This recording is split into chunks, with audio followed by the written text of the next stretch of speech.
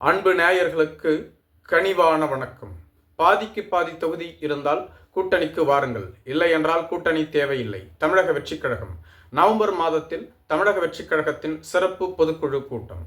தமிழக வெற்றிக் கழகத்தினுடைய கரூர் பெருந்துயர சம்பவத்திற்கு பின்பு தமிழக வெற்றிக் கழகத்தை எப்படியாவது தங்கள் கூட்டணிக்குள் கொண்டு வந்து விட வேண்டும் என அதிமுக, பாஜக போன்ற கட்சிகள் தொடர்ச்சியாக முயற்சிகளை மேற்கொண்டு வருகிறது. தமிழக வெற்றிக் கழகத்தின் தலைவர் விஜய் அவர்கள் கடந்த 2 நாட்களுக்கு முன்பாக மாமல்லபுரத்தில் இந்த பெருந்துயரத்தில் பாதிக்கப்பட்ட மக்களை அழைத்து அவர்கள் காலில் விழுந்து வணங்கி அவர்களிடம் மன்னிப்பு கேட்டு அவர்களுக்கு 5 லட்சம் ரூபாய் மருத்துவ காப்பீட்டு வசதி பாலிசியை கொடுத்ததாகவும், மேலும் ஏற்கனவே இவர்களது வங்கி கணக்குகளில் 20 லட்சம் ரூபாயை வரவு வைத்துள்ளதாகவும் கூறப்படுகிறது. அது மட்டும் இல்லாமல் இந்த குடும்பத்தில் உள்ள ஒவ்வொருவருக்கும் அவர்களுக்கு என்னென்ன தேவையோ அதை செய்து கொடுப்பதாக, அதாவது அந்த குடும்பத்தில் ஒருவராக இருந்து செய்து கொடுப்பதாக வாக்குறுதி அளித்திருப்பதாகவும் கூறப்பட்டு வருகிறது.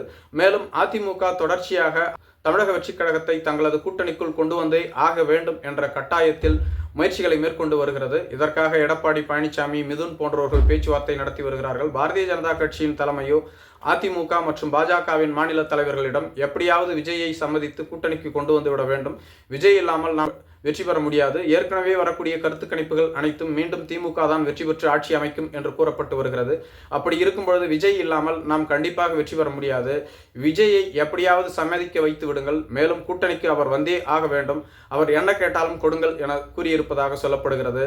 எடப்பாடி பழனிசாமி அவர்களோ துணை முதலமைச்சர் பதவி மட்டும் வழங்க தயாராக இருக்கிறோம், ஆட்சி அதிகாரத்தில் பங்களிக்க மாட்டோம் என ஏற்கனவே குறிப்பிட்டிருந்தார். மேலும் 40 45 தொகுதிகளுக்கு மேல் ஒரு தொகுதிகளை கூட தமிழக வெற்றிக் கழகத்திற்கு வழங்க முடியாது என்பதிலும் அதிமுக திட்டவட்டமாக இருந்து வருகிறது.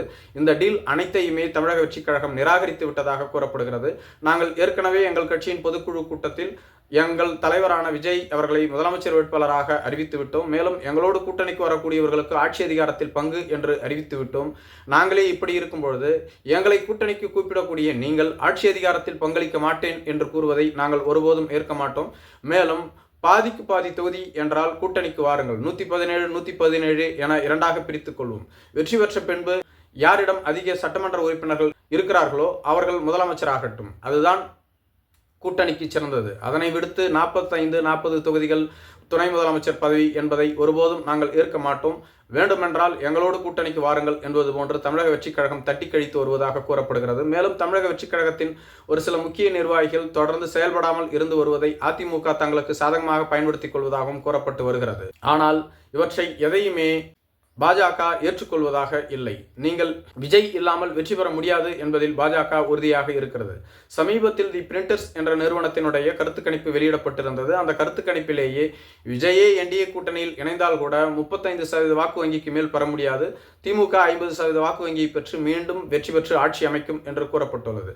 மேலும் விஜய் ஒருவேளை தனித்து போட்டியிட்டால் அவர் 23% வாக்கு வங்கியை பெறுவார், அதிமுக 21% வாக்கு வங்கியை பெறும், திமுக 45% வாக்கு வங்கியை பெறும், நாம் தமிழர் கட்சி 5% வாக்கு வங்கியை பெறும் என்று கூறப்பட்டுள்ளது. இந்த கருத்து கணிப்புகளின் அடிப்படையை பார்க்கும் பொழுது விஜய் தனித்து போட்டியிடுவதுதான் அவருக்கு சிறந்தது என்று கூறப்பட்டு வருகிறது. ஆனால் பாஜக அவரை தனித்து போட்டியிட விடாது என்று கூறப்பட்டு வருகிறது. மேலும் தமிழக வெற்றிக் கழகத்தின் 28 பேர் தலைமையில் ஒரு நிர்வாக குழு உருவாக்கப்பட்டுள்ளது.